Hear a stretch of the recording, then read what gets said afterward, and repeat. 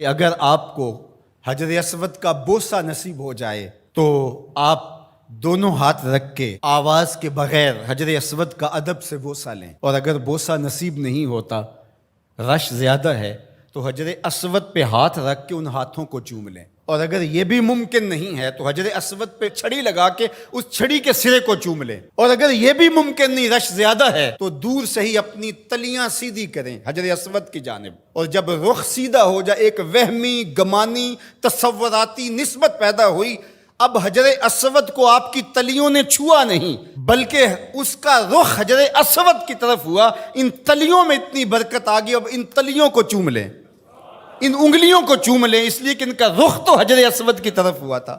تو جس پتھر پر میرے حضور کے ہونٹ لگے، جس پتھر پر میرے حضور کے لب لگے، اس پتھر کو چومنا بھی عبادت قرار پایا، اور پھر اگر تمہیں چومنے کا موقع نہیں ملتا، ہاتھ لگا کے ان ہاتھوں کو چوم لو۔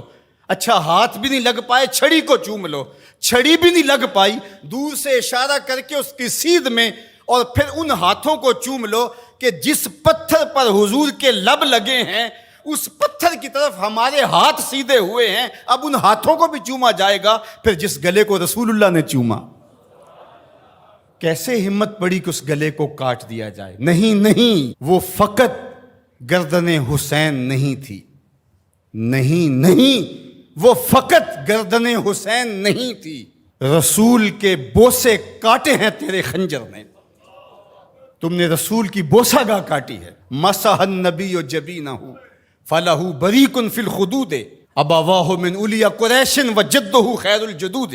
کہا کہ یہ پیشانی وہ ہے جس پیشانی کو رسول نے چوما ہے، اس گلے کو تو حضور نے چوما ہے، ان ہونٹوں کو تو حضور نے چوما ہے، اس زبان کو تو حضور نے چوما ہے۔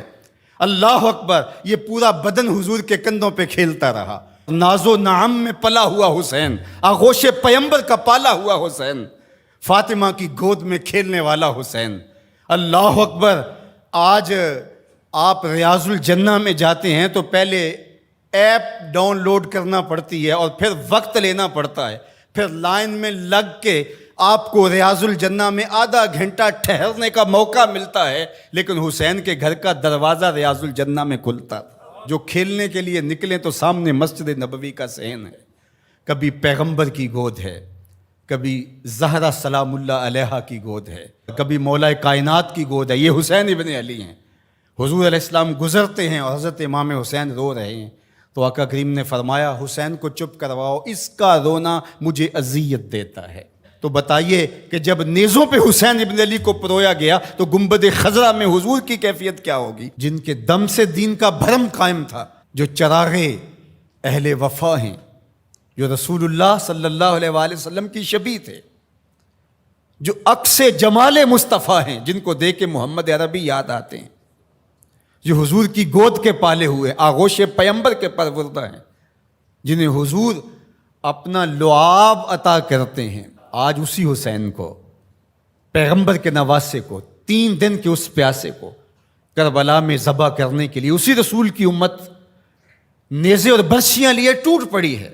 ایک نے نیزہ ماریا وچ سینے، دوجے تیراں دا می برسان لگ پے، ول کعبے دے سجدہ کرنے والے ہتھی آپ ہی کعبے نو ٹان لگ پے۔ بے مروت بے وفا تیرا بھی کیا افسانہ ہے، جس نے اپنی ہی شمع کو گل کیا تو وہ پروانہ ہے۔ حسین تو دین ہے، آپ دین کو ڈھا رہے ہیں۔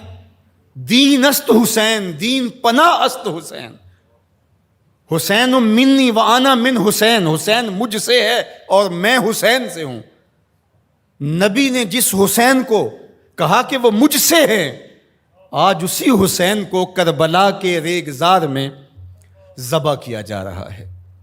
ادھر سے تیر، ادھر سے تلواریں، ادھر سے نیزے، ادھر سے بالے، ادھر سے برچیاں، اور پیغمبر کا نواسا ان برچیوں والوں کے درمیان گھرا ہوا ہے۔ وہ کیا کسی نے کہا تھا، خاک پر وہ خون مشک بو بہنے لگا، ریت پر اسلام کے دل کا لہو بہنے لگا۔ اسلام کا دل تھے امام حسین رضی اللہ تعالیٰ عنہ، اس قلب دین کو، اس پناہ دین کو، شاہ سوار دوش مصطفیٰ کو، نواسہ رسول کو، پورے بطول کو، ابن علی کو، برادر حسن رضی اللہ تعالیٰ عنہ کو آج جس طرح بے دردی سے شہید کیا جا رہا ہے. اترجو امتن قتلت حسینہ شفاعت جدہ یوم الحسابی. وہ امت جس نے حسین کو قتل کیا وہ قیامت کے دن سے شفاعت مانگنے کیسے جائے گی؟ کیسے سوال شفاعت کا کرے گی جس نے ان کے نواسے کو شہید کر دیا؟ وہ کتنا دردناک منظر ہوگا جب قیامت کے دن سیدہ فاطمہ سلام اللہ علیہا اپنا مقدمہ لے کے رب کے حضور پیش ہوں گی اور حسین کے خون میں لتڑے ہوئے کپڑے اللہ کے حضور پیش کریں گی کہ مالک میں حسین کے خون کا حساب مانگنے آئی ہوں.